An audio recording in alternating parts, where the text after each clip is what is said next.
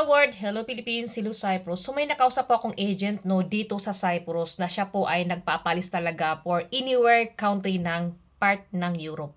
Nag-usap po kami, sabi po niya, okay po, coming to Cyprus, mostly hiring next year are sushi chef for Filipinos.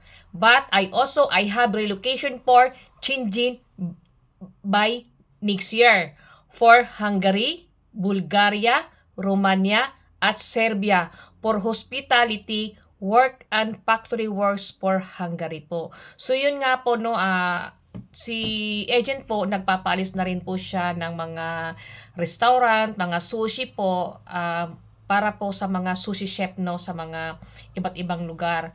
So yun nga po sa mga interesado diyan, yun na alam nyo na. So kung gusto nyong mag-work ng mga factory, marami po siyang available by next year. So, dito po yan sa Cyprus yung mga magko-cross country po. Yun lang guys at masasabi ko, thank you so much.